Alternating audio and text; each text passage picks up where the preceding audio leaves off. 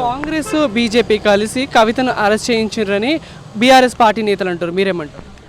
Congress BJP arrest చేసిందని కాదు, first వాళ్ళ ప్రభుత్వం ఉన్నప్పుడే నెక్కర్ ప్రాబ్లంలో అరెస్ట్ అయినది, అదే ప్రాబ్లం ఉంది. దానికి ఇప్పుడు కాంగ్రెస్ దాని మీద ఏముంది, ఏం లేదు కదా. ఫస్ట్ ఆమె వాళ్ళ ప్రభుత్వం ఉన్నప్పుడే కదా అయ్యింది. అప్పుడు ఆమె దొరకకుండా పవర్ ఉందని అప్పుడు అరెస్ట్ చేయలేదు. వాళ్ళ పవర్ ఉందని అరెస్ట్ చేయలేదు. ఇప్పుడు వాళ్ళ పవర్ లేదు కాబట్టి అరెస్ట్ చేస్తారు వాళ్ళు. కవిత గారి అరెస్ట్ పార్లమెంట్ ఎలక్షన్స్ మీద ఏమైనా ప్రభావం చూపించే అవకాశం ఉందంటారా? 100% చూపించే అవకాశం ఉందండి. అంటే ఎలా చూపెట్టారు?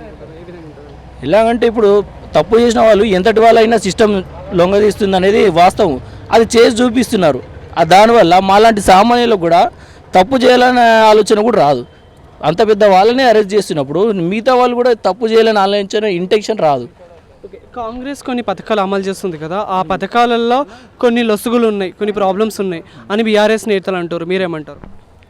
ఎందుకంటే ఫ్రీ బస్ అయినా కానీ కరెంటు 0 మీటర్స్ జీరో అవ్వడమైనా కానీ బిల్స్, మీరేమంటారు?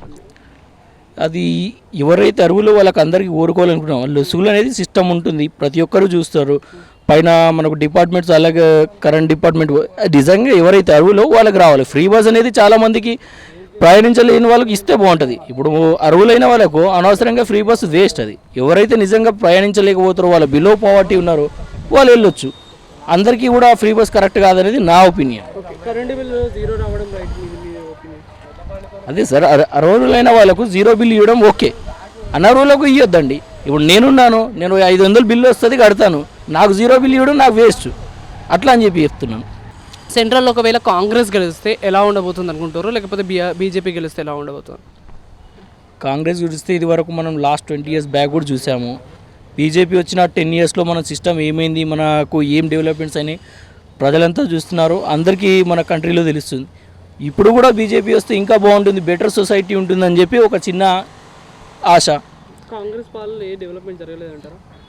జరిగిండొచ్చు, అప్పటికి ఇప్పటికి చాలా డెవలప్మెంట్ ఉంది, అది మీరే చూడొచ్చు. ఇదివరకు ఉన్న హైటెక్ సిటీ గచ్చిబౌలి చూడండి, కాంగ్రెస్లో ఉన్నప్పుడు, బీఆర్ఎస్ ఉన్నప్పుడు చూడండి. అది ఎవరు వచ్చినా అందరు డెవలప్మెంట్ కోసం వస్తారు. కొద్దిగా టైం పడుతుంది సిస్టమ్ ఫామ్ కానీ, 100% అవుతుంది. కావాలని కూడా కోరుకుంటున్నాం. మీ పేరు? నా పేరు చంద్రశేఖర్. ఎక్కడ బేసికలీ? మాది ఇక్కడ గచ్చిబౌలి. ఓకే, ఏం చేస్తుంటారు? డ్రైవింగ్.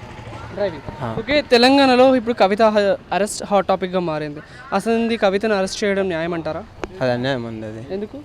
ఎందుకంటే అది కేసీఆర్ నుంచి వచ్చిన అభివృద్ధి మనం చాలా వరకు చూస్తున్నాం.